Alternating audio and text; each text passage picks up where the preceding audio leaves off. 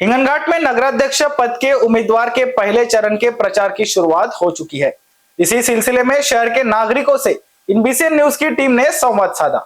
नागरिकों के बीच जाकर नगराध्यक्ष उम्मीदवार को लेकर उनकी राय, आगामी चुनाव को लेकर उनकी उम्मीदें और स्थानीय मुद्दों पर उनकी प्रतिक्रिया जानने का प्रयत्न किया गया। नागरिकों ने खुलकर अपनी बात कही। मतदाताओं में चुनाव को लेकर उत्साह देखने को मिल रहा है। चुनाव को लेकर नागरिकों की क्या प्रतिक्रिया है, आइए जानते हैं। आलो तो हिंगणघाटच्या आंबेडकर चौक येथे प्रचाराच्या दुसऱ्या टप्प्याला सुरुवात झाली आहे। हिंगणघाटचा नगराध्यक्ष कोण बनेल यासाठी आपण लोकांशी संवाद साधत आहोत। त्यांचं काय म्हणणं आहे। प्रमुख 10 उमेदवार एकूण निवडणुकीच्या रिंगणात आहेत। प्रमुख 4 पक्षाचे उमेदवार जे आहे प्रचारासमोर निघले। आपण नागरिकांशी संवाद साधूया। त्यांचं काय मला सांगा दादा, नगराध्यक्षाच्या निवडणुकीसाठी नगराध्यक्षाची निवडणूक आहे। 4 घडी, तुतारी, कमळ आणखी मशाल असे 4 उमेदवार जे प्रमुख पक्षाचे आहे। काय म्हणता, काय वाटते हिंगणघाटात कोण जे आहे नेतृत्व करत? आपण सांगू नाही शकत भाऊ, याच्यात कोण येईल कोण जाईल। काय अंदाज काय? तुम्ही इकडे घुमत राहता, काय अंदाज काय? नाही, आम्ही फिरूनच नाही राहिलो ना कोणतेच बोल। माहोल काय हिंगणघाटचा?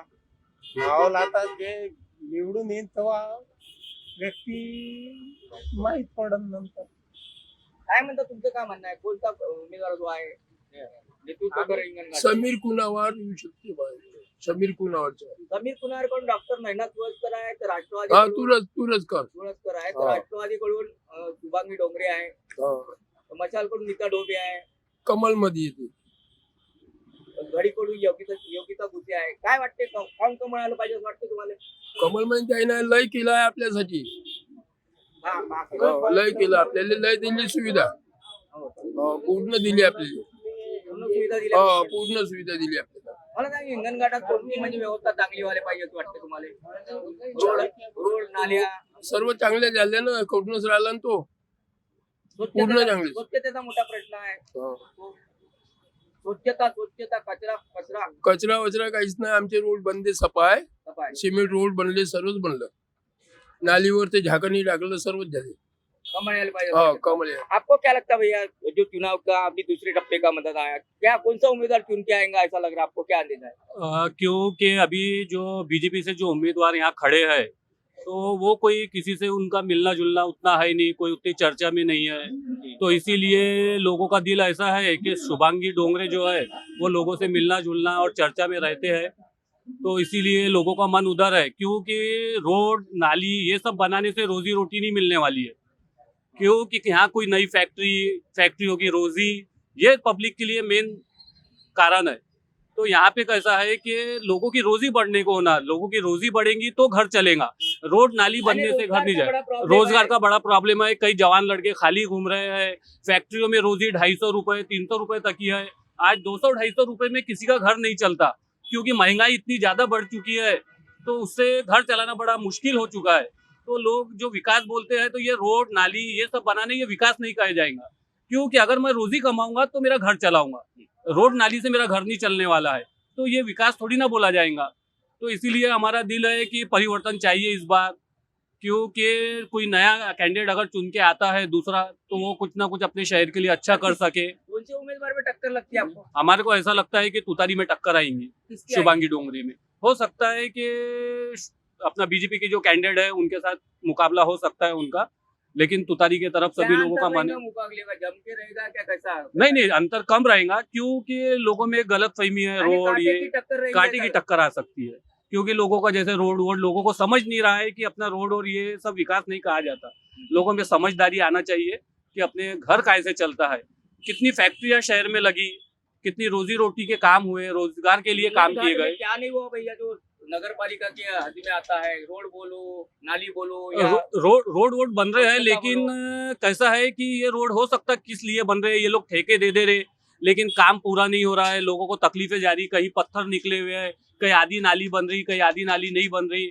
आके देखो तो नाली किस कारण से बनाई जा रही है, वो नाली का पानी कहाँ जाएगा, तो क्या कारण है। तो ये ठेके देके सिर्फ काम करा के विकास क्यों बता रहे हैं, उसका कारण बताना चाहिए ना, कि ये नाली का पानी किस तरीके से जाएगा, लोगों को क्या तकलीफें हो रही है। रोड आधे बने हुए हैं, अभी यहाँ पे पता नहीं कि कौन आने वाला है, इसलिए रोड पे पत्थर थे, अभी मट्टी डाली जा रही है इतने। तो पब्लिक के लिए क्यों नहीं, कोई बड़ा लीडर आता है तो उनके लिए क्यों ये रोडों पे मट्टी डाली जाती है, पब्लिक पत्थरों में चल रही है, गाड़ियां गिर रही है, किसी की पंचर हो रही है, तो तब ये रोड के पत्थर क्यों नहीं बुझाए गए। अभी कोई बड़ा लीडर आने वाला होगा इसलिए ये पत्थर और ये जो मट्टी डाली जा रही है, तो ये आम पब्लिक के लिए क्यों नहीं किए जाता, हमारा ऐसा कहना है। इसीलिए लोगों में विकास की जो बातें ये गलत है ये सब, इसलिए तुतारी का माहौल है। अब इस बार देखिए, ये बार तुतारी चुन के आएगी। एकूणच दादाचं आपण म्हणणं गेलं, दादाचं म्हणणं आहे की विकासाच्या दृष्टीने जे आहे हिंगणघाट मागं पडला आहे. विकास जो हिंगणघाट रोजगारासाठी विकास जो आहे आवश्यक आहे असं दादाचं म्हणणं आहे. आणखी काही नागरिकाशी आपण जे आहे संवाद साधूया. पुन्हा जे टक्कर आहे या संदर्भात आपण विचारूया कुठला उमेदवार वरचढ राहणार आहे. हिंगणघाटमध्ये निवडणुकीची रणधुमाळी झाली आहे. दुसऱ्या टप्प्याच्या प्रचाराला सुरुवात झाली आहे. आपण हिंगणघाटच्या आंबेडकर चौकात आहोत. नगराध्यक्षाच्या निवडणुकीकरता 10 उमेदवार असे हिंगणघाटच्या रिंगणात आहेत. 4 प्रमुख जे पक्षाचे उमेदवार आहे. अपन जे है कपड़ा विक्रेता दादा है त्यांच्याशी विचारू. मुझे बताइए हिंगणघाट का नेतृत्व किसने करना चाहिए, क्या बोलेंगे? नगराध्यक्ष का नेतृत्व किसने करना चाहिए? बड़ी है, तुतारी है, मशाल है? बीजेपी भी ठीक है। क्यों बीजेपी ने करनी? लगता मेरे को ऐसा समीर भाऊ का सब यहाँ ये है, हाँ हाँ, आमदार है तो उनके बीजेपी का उम्मीदवार. बीजेपी का उम्मीदवार होना चाहिए। क्या हिंगणघाट के विकास के हिसाब से क्या हुआ हिंगणघाट में ऐसा नया, आप बताइए. सब रोड के काम हुए हैं हाँ, हाँ. और जो भी नया ये हो रहा सब हो ही रहा, बीजेपी के हाथ से ही हो रहा, नीचे भी बीजेपी ऊपर भी बीजेपी, ऐसा लगता है मुझे। नगर पालिका के क्षेत्र में आने वाले दिया बत्ती बोलो या रोड बोलो या साफ सफाई बोलो, ये कौन से काम, साफ सफाई का काम, हम कुछ लोगों ने बोले कि साफ सफाई का बड़ा प्रॉब्लम है हिंगणघाट में. नहीं, साफ सफाई का प्रॉब्लम नहीं है, साफ सफाई हो रही है। मला हिंगणघाटच्या आंबेडकर चौक येथे दुसऱ्या टप्प्याच्या निवडणुकीच्या प्रचाराला सुरुवात झाली आहे. हिंगणघाटच्या नगराध्यक्षपदासाठी भारतीय जनता पार्टी, शरदचंद्र अजित पवार गट व शिवसेना पक्षाकडल्या 4 प्रमुख उमेदवाराकडून असे 10 उमेदवार जे आहे नगराध्यक्षाच्या निवडणुकीत रिंगणात आहे. आपण नवयुवक मतदाता आपल्यासोबत आहे, त्याला विचारू. तुला काय वाटते हिंगणघाटचा जे 4 प्रमुख उमेदवार तर 10 जे आहे अपक्ष उमेदवार असे एकूण 10 नगराध्यक्षासाठी उभे आहे. तुला काय वाटते आपल्या हिंगणघाटचा नगराध्यक्ष कोण बनावा असं वाटते? नैना तुळसकर मॅम. काहून? त्यांना विकास केला आहे भारतीय जनता पार्टीनं. खूप काही विकास केला आहे. रस्ते बनले, आज जे काही दिसत आहे ते डेव्हलपमेंट झालं आहे. बाकी काही नाही. शिक्षण काय हिंगणघाटच्या दृष्टीने काय रस्ते, दिवाबत्ती याच्यात काय प्रगती व्हायला पाहिजे? ते तर सगळ्यांनाच माहीत आहे, सगळे झालं आहे म्हणून डेव्हलपमेंट. हो.